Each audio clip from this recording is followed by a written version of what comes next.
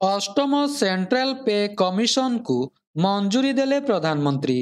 ଉପକୃତ ହେବେ ସରକାରୀ କର୍ମଚାରୀ। ତେବେ କ'ଣ ରହିଛି ସମ୍ପୂର୍ଣ୍ଣ ଅପଡେଟଟି ଆସନ୍ତୁ ଜାଣିବା।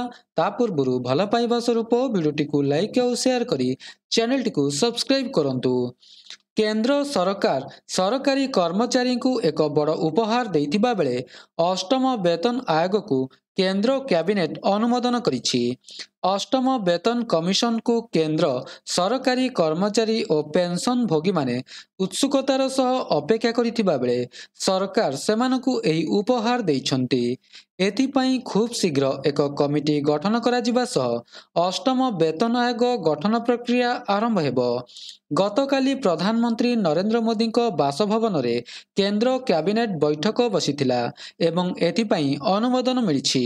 ଦୀର୍ଘ ଦିନର ଦାବି ଅଷ୍ଟମ ବେତନ କମିଶନ ଗଠନ ଦାବିରେ କେନ୍ଦ୍ରୀୟ କର୍ମଚାରୀ ସଂଗଠନ କ୍ୟାବିନେଟ୍ ସଚିବଙ୍କୁ ଭେଟିଥିଲେ ଏବଂ ଏହି ସଂଗଠନଗୁଡ଼ିକ ଅଷ୍ଟମ ବେତନ କମିଶନ ଗଠନ ପାଇଁ ସରକାରଙ୍କ ଉପରେ ଲଗାତାର ଚାପ ପକାଉଥିଲେ।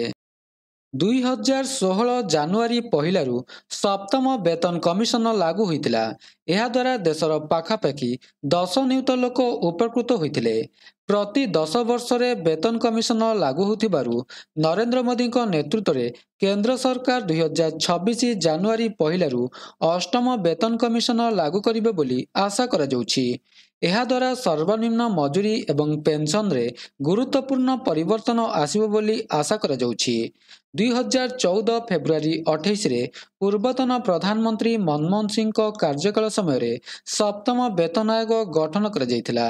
ପ୍ରାୟ 1.5 ବର୍ଷ ପରେ 2015 ନଭେମ୍ବରରେ ସପ୍ତମ ବେତନ କମିଶନ କେନ୍ଦ୍ର ସରକାରଙ୍କୁ ସୁପାରିଶ କରିଥିଲେ। ପରବର୍ତ୍ତୀ ସମୟରେ 2016 ଜାନୁଆରୀ ପହିଲାରୁ ସପ୍ତମ ବେତନ କମିଶନଙ୍କ ସୁପାରିଶ କାର୍ଯ୍ୟକାରୀ ହୋଇଥିଲା ଏବଂ ଏବେ ବି ଏହା ବଳବତ୍ତର ରହିଛି।